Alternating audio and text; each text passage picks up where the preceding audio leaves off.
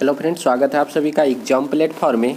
तो आज हम लोग करेंट अफेयर्स का 17 अप्रैल का गौरव सर का नोट्स देखने वाले हैं। तो सबसे पहले आप लोग एग्जाम प्लेटफॉर्म पे नए हैं तो आप लोग एग्जाम प्लेटफॉर्म को ज़रूर सब्सक्राइब कर ले। तो चलिए देखते हैं आज का फर्स्ट क्वेश्चन। जैसे है पहला क्वेश्चन आपका, फेडरल एविएशन एडमिनिस्ट्रेशन FAA ने भारत के विमानन सुरक्षा परीक्षण को कौन सा दर्जा दिया है। तो आपको बताना है कि फेडरल एविएशन एडमिनिस्ट्रेशन ने भारत के जो है विमानन सुरक्षा परीक्षण को कौन सा दर्जा दिया है। तो इसका राइट आंसर हो जाएगा आपका 1, मतलब कि पहला रैंक जो है कि पहला दर्जा 1 श्रेणी का इसे जो है दिया गया है। उसके बाद है सेकंड नंबर, दुनिया का फर्स्ट ड्रोन कैरियर युद्धपोत कौन सा है। तो इसका राइट आंसर हो जाएगा आपका TCG अनादोलू। तो दुनिया का फर्स्ट ड्रोन कैरियर युद्धपोत कौन सा है, तो TCG अनादोलू ये राइट आंसर हो जाएगा। कहाँ पे है, तो ये तुर्की का है और तुर्की का राजधानी हो गया आपका अंकारा, इसे भी आप लोग याद रखेंगे।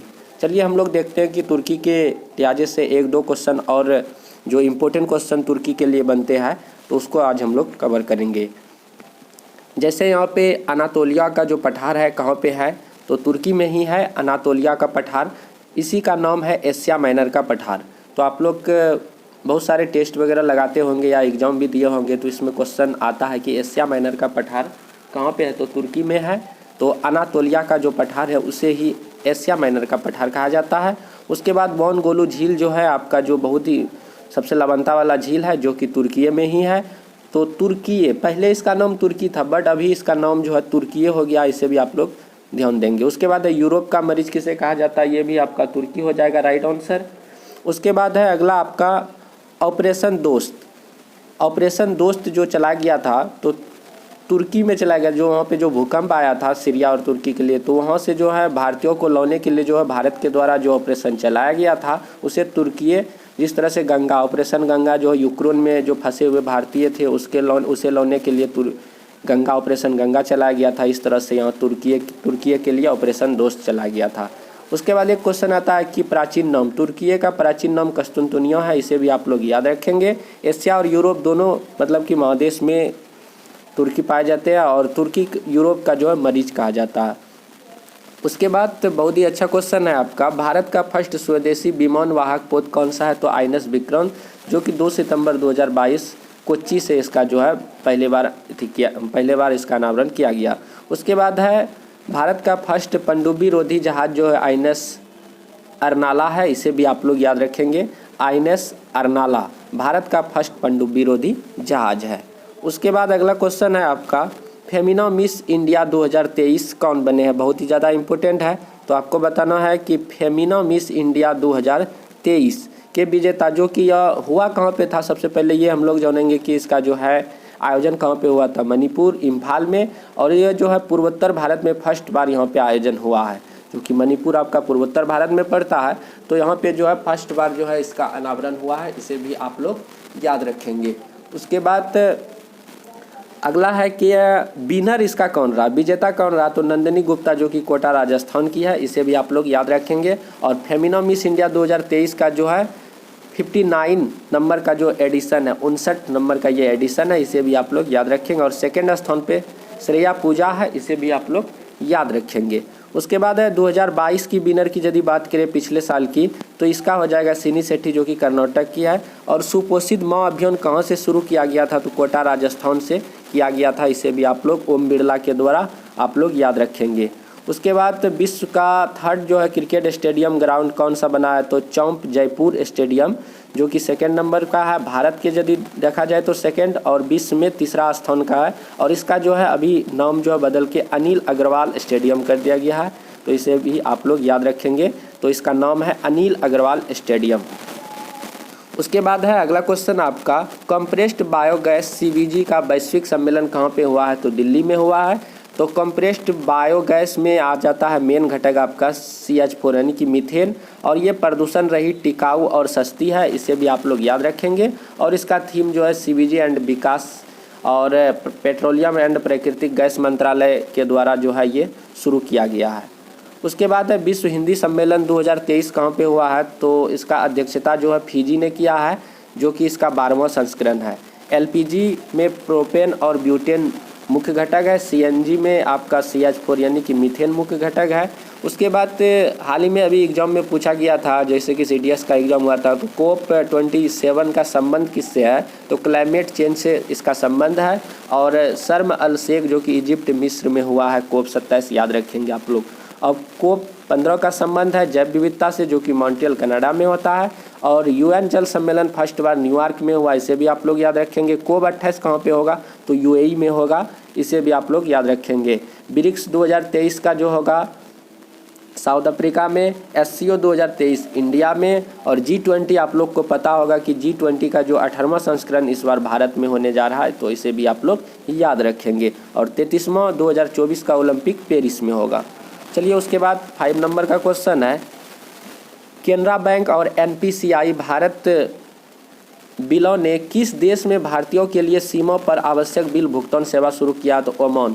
जैसे कि जो खाड़ी वगैरह देश है वहाँ पे भारत के लोग जो है कमाने के लिए जाते हैं, विदेश जाते हैं, जैसे ओमान हो गया, उसके बाद UAE हो गया, तो वहाँ से वह डायरेक्ट अपने देश में अपने जो परिवार के लिए जो रुपया भेजेंगे तो डायरेक्ट भेज सकते हैं। जो कि इसमें से 2 बैंकों ने अपना भूमिका निभाया है, केनरा बैंक और NPCI। इन दोनों बैंकों के द्वारा जो है भारत के कोई भी व्यक्ति यदि ओमान मतलब कि उन सारे देशों में रहेंगे तो वहाँ से, तो यहाँ पे प्रॉपर ओमान की बात किया गया, यदि ओमान में भारतीय कोई व्यक्ति है तो वहाँ से डायरेक्ट अपने घर के लिए वह अपना रुपया भेज सकते हैं। उसके बाद अल नगाह अभ्यास जो है भारत और ओमान के बीच है, और ओमान का राजधानी मस्कट है, इसे भी आप लोग याद रखेंगे। NPCI का फुल फॉर्म होता है national payment corporation of India, इसे भी आप लोग याद रखेंगे। इलेक्ट्रॉनिक बैंक गारंटी जारी करने वाला भारत का फर्स्ट बैंक HDFC बैंक। और 5G सेवा शुरू करने वाला जो है, मतलब कि फर्स्ट टाइम जो कितनों शहरों में शुरू किया गया था, 13 शहरों में शुरू किया गया था, जो कि 1 अक्टूबर 2022 को इसका शुरुआत होता है। तो चलिए हम लोग देखते हैं डॉक्टर भीमराव अंबेडकर के बारे में आज फिर इम्पोर्टेंट क्वेश्चन।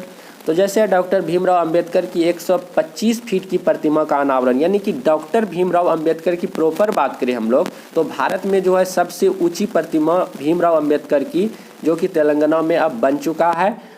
इसका जो ऊंचाई 125 फीट है। हालांकि यदि पूरे विश्व की बात करें तो आपका सरदार वल्लभ भाई पटेल की प्रतिमा हो जाती है, बट भीमराव अंबेडकर की यदि बात करें तो भारत में तेलंगाना राज्य में बन गया है 125 फीट की।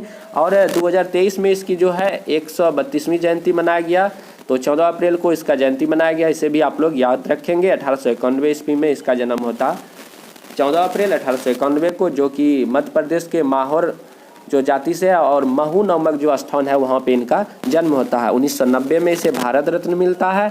और 125 फीट की प्रतिमा का अनावरण जो है तेलंगाना के हुसैन सागर झील के जो है मतलब कि उसके तटों पे किया गया है।